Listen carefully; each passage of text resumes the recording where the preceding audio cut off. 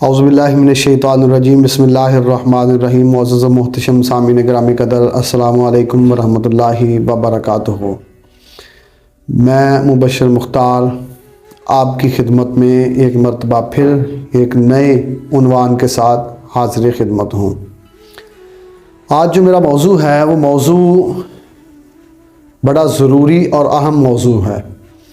بے شمار علماء نے، بے شمار لیکچرار نے اس موضوع پر جید محدثین مفسرین نے گفتگو کی ہے، لیکن میں بھی بتقاضۂ بشریت اور انسان مسلمان اور بالخصوص حضور صلی اللہ علیہ وسلم کا ایک امتی ہونے کے ناطے اس کو ذکر کرنا اپنے لیے باعث فخر اور ضروری سمجھتا ہوں۔ آج کا جو میرا ٹاپک ہے وہ ٹاپک خواتین کے بارے میں ہے، عورتوں کے بارے میں ہے۔ میں نے اکثر و بیشتر کچھ چیزیں دیکھی ہیں اور ابھی اسی ہفتے کے اندر، اسی ویک کے اندر بھی ایک دو معاملات میں نے دیکھے ہیں کہ جن معاملات کو مد نظر رکھتے ہوئے میں یہ اپنا دینی فریضہ سمجھتا ہوں کہ آپ احباب کے ساتھ اس چیز کو میں ڈسکس کروں، کیونکہ بہت ساری ایسی چیزیں ہوتی ہیں جن کو ہم پس پردہ رکھ کر اپنی زندگی گزارنے کا سوچ لیتے ہیں۔ وہ کون سی ایسی چیزیں ہیں؟ ان شارٹ ورڈ میں بڑے مختصر ٹائم کے اندر یہ اپنی جو دل کی آواز ہے، اپنا درد جو ہے وہ آپ سے ڈسکس کرنا چاہتا ہوں۔ پرانے دور کے اندر جب نبی پاک صلی اللہ علیہ وسلم کے تشریف لانے سے پہلے کا جو دور تھا، آپ کو پتہ ہے کہ خواتین کے ساتھ کیا حسن سلوک ہوتا تھا۔ خواتین کو منڈیوں کے اندر بیچ دیا جاتا تھا، یا پھر انہیں باندیاں بنا کے لونڈی کے طور پہ کام کاج کرنے کے لیے ان سے سارا دن، ساری رات ان سے ہارڈ ورک لینے کے لیے انہیں خرید لیا جاتا۔ جب تک ان کے جسم میں سانس باقی رہتے اس وقت تک ان سے ہارڈ ورک جو تھا وہ لیا جاتا، یہ ان کا کام تھا۔ اور اگر کوئی ایسا کام نہ کرتا، ایون کہ مرد بھی اگر کوئی ایسا کام نہ کرتا تو سخت سزائیں دی جاتی۔ اگر آپ سخت سزاؤں کی طرف چلے جائیں تو وہ ایک الگ ٹاپک ہے، میں اس کو ڈسکس نہیں کرنا چاہتا۔ اگر آپ مردوں پہ جو ظلم و بربریت ہوا ہے اس کو اگر آپ ڈسکس کرنا شروع کر دیں تو وہ ایک الگ ٹاپک ہے۔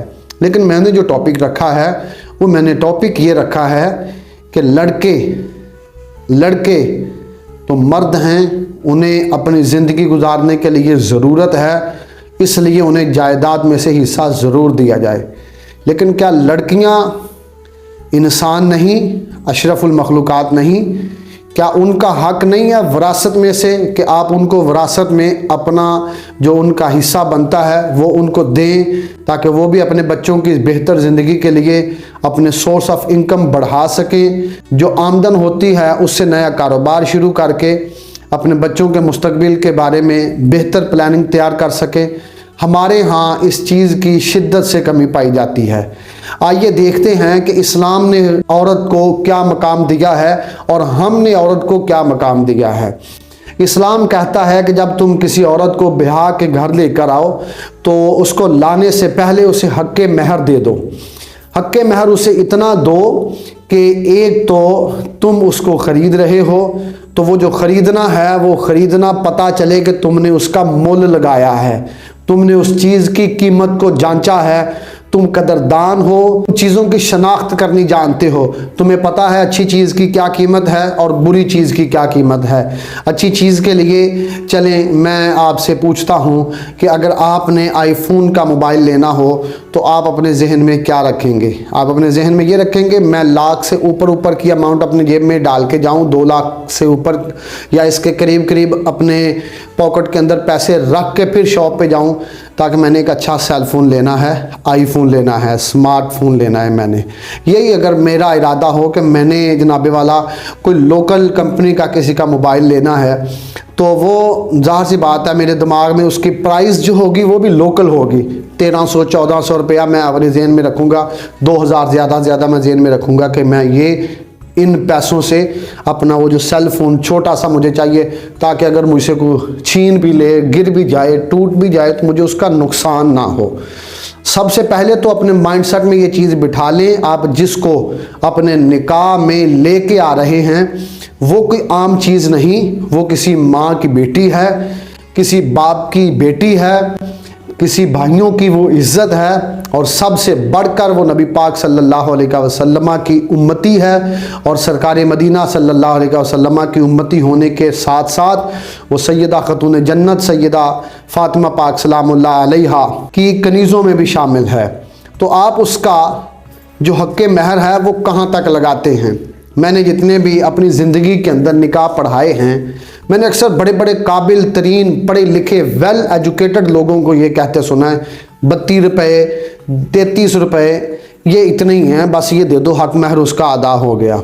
फिर मैं देखता हूँ कि ये पढ़े लिखे नहीं हैं। हाँ, डॉक्टर इकबाल ने ऐसे लोगों के लिए कहा था कि ये लोग पढ़े लिखे जाहिल लोग होते हैं कि जिन्हें अपनी दूसरी चीज़ों की शनाख्त तो अच्छी तरह करनी आती है, लेकिन जिसकी खातर इनके घर में बरकत आने वाली है उनकी शनाख्त इसे करनी नहीं आती। उसने क्या उसका मुल लगाया या क्या उसने उसे हक़ महर दिया। और इससे भी बढ़कर अगर मौलवी साहब जनाबे वाला इस बात पे अड़ जाए कि नहीं जी 32 रुपये का दौर तो नहीं है, वो तो उस दौर में 32 रुपये थे, आज के दौर में तो कम से कम इतने दें कि उसका अच्छा भला अगर वो कुछ चीज़ लेना चाहे, गुजारा करना चाहे, अपने को काम काज करना चाहे तो वो कर सके।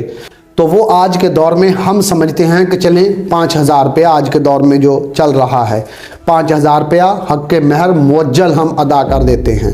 और आपने देखा है बहुत सारे लोग ऐसे होते हैं माशाल्लाह, उनकी दाढ़ी भी होती है, सर पे साफ़ा भी बांधा होता है, अच्छा काटन का सूट, अच्छी उन्होंने वेस्ट कोट, अच्छा कोट, ब्रांडेड किस्म का लिबास पहना होता है, और वो बच्ची से कहते हैं बेटा ये हाथ लगा के वापस कर दो। भाई आप कौन होते हैं उससे वापस लेने वाले? जब दीन ने, जब अल्लाह और उसके रसूल ने उसको ये हक़ दिया है तो आप किसी का हक़ क्यों किसी से छीनना चाहते हैं? फिर आप सोचते हैं कि आपने किसी का हक़ मारा है, किसी से हक़ छीना है, तो उस जिसका हक़ आपने छीना है उसको जब आप घर लेकर आएंगे तो क्या वो दिल से राज़ी होगी और अल्लाह रसूल उसके राज़ी होने की बरकत जो है वो आपके घर में नाज़िल फरमाएंगे? ऐसा कभी नहीं होगा, ये आपकी खाम ख्याली है। एक तो ये चीज़ मैं हाईलाइट करवाना चाहता हूँ। दूसरे नंबर पे आए, दूसरे नंबर पे आखिर में मैं मुख्तसर अल्फाज में जो चीज़ जिक्र करना चाहता हूँ वो क्या है। वरासत तकसीम होती है तो हम अपने बच्चों को साथ बिठा लेते हैं, बेटों को सभी को इकट्ठा कर लेते हैं, बेटे आओ बैठो, वालिद कहता है मैंने अपनी वरासत जायदाद को तकसीम करना है। अब वालिद जो है वो अपनी जायदाद को तकसीम करता है, बड़े बेटे के नाम इतनी ज़मीन कर दी, छोटे बेटे के नाम इतनी ज़मीन कर दी, छोटे बेटे के नाम इतनी ज़मीन कर दी, फ़लाँ मकान मैंने बड़े बेटे को दे दिया, फ़लाँ मकान मैंने बड़े बेटे उससे छोटे को दे दिया, फ़लाँ मकान मैंने उससे छोटे को दे दिया, फ़लाँ अपनी दुकान इस बेटे को दे दी, फ़लाँ इसको दे दी, फ़लाँ इसको दे दी। अब जब सारी वरासत तकसीम हो चुकी तो अब बाप अपनी बेटियों को बुलाता है और बेटियों को बुला के ये कहता है बेटी ऐ मेरी प्यारी बेटियों बताओ तुमने भाइयों को रखना है या अपना हिस्सा लेना है? तो वहाँ बेटियाँ क्या कहेंगी? ज़ाहिर सी बात है बेटियां ये कहेंगे कि अब्बा जी हमें तो आप ही चाहिए, हम अपने भाइयों को तो नहीं छोड़ सकते। और भाई भी बड़ा धड़ल्लेदार है, इलाके के अंदर शोहरत है, लेकिन जब बहन का हिस्सा देने की बात आती है तो वो कहता है कि अगर इसने मुझसे हिस्सा मांगा तो मैं सारी ज़िंदगी के लिए इससे कता ताल्लुक ही कर दूँगा। हालांकि वो बहुत बड़ा चौधरी है, चौधरी नहीं है, उसकी बड़ी इज़्ज़त रिस्पेक्ट है, वो सोशल मीडिया पे या फिज़िकली उसका लाइफस्टाइल जो है वो ऐसा है कि दुनिया वाले उसकी बड़ी इज़्ज़त करते हैं, दुनिया वाले उसे बड़े एहतराम से देखते हैं। लेकिन उसके अंदर जो चोर छुपा हुआ है वो चोर उसको उसकी बहन का हिस्सा मारने के लिए आमादा कर रहा है। आप कितने बड़े चौधरी हो कि आप अपनी बहन का हिस्सा नहीं छोड़ सकते? या वो बाप कितना बड़ा चौधरी है जो अल्लाह और उसके रसूल की हदों को तोड़ रहा है? बेटों से तो नहीं उसने पूछा कि बेटों आपको हिस्सा चाहिए या बहनों को आपने रखना है, बेटों से ये सवाल नहीं किया।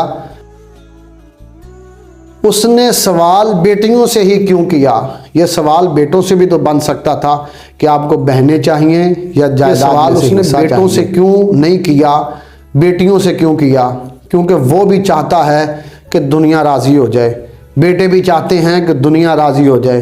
لیکن سن لیجئے، اپنے گلے میں جاتے جاتے جہنم کا یہ توق نہ ڈالیں کہ جناب والا آپ بیٹوں کو تو وراثت میں پورا حصہ دے رہے ہیں، لیکن اپنی بیٹیوں کو اپنے وراثت کا جو مال ہے اس سے ان کو الگ کر رہے ہو اور بیٹیوں کا حق کھا رہے ہو۔ اللہ تبارک و تعالی ہر چیز معاف فرما دیتا ہے، لیکن رب کائنات کبھی حقوق العباد کو معاف نہیں فرمائے گا، یہ اس کا اٹل فیصلہ ہے، اور اس نے اپنے محبوب کریم صلی اللہ علیہ وسلم کو بھی یہی فرمایا ہے۔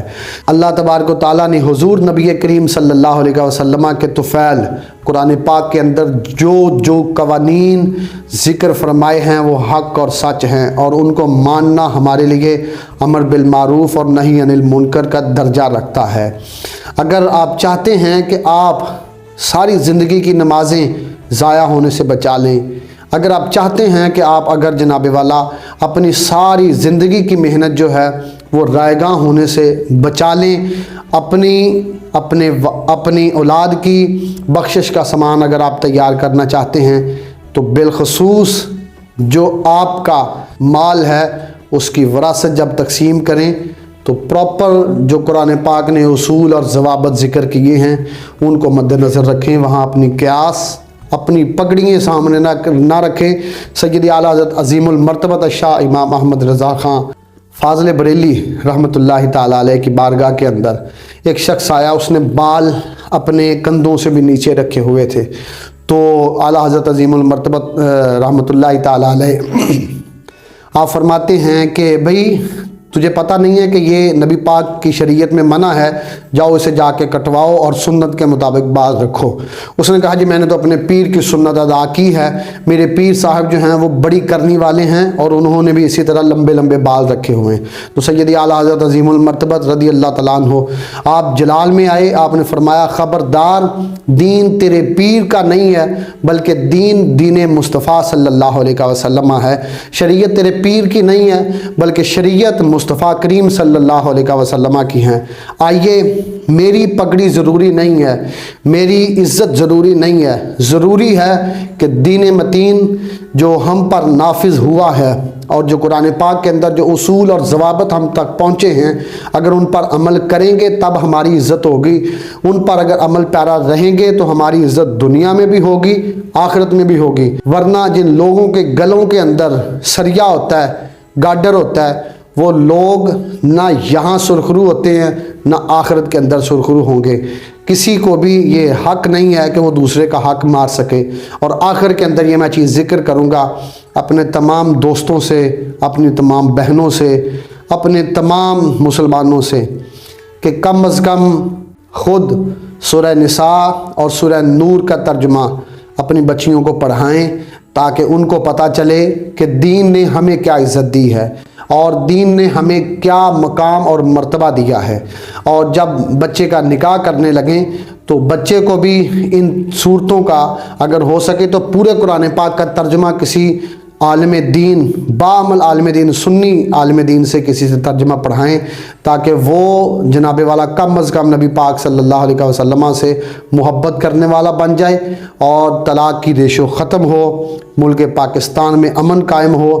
اللہ رسول تمام پر اپنا خصوصی فضل و کرم فرمائیں۔ آپ کا بہت شکریہ۔ اپنے میزبان مبشر مختار کو اجازت دیجیے، دعاؤں میں یاد رکھیے گا۔ السلام علیکم ورحمۃ اللہ وبرکاتہ۔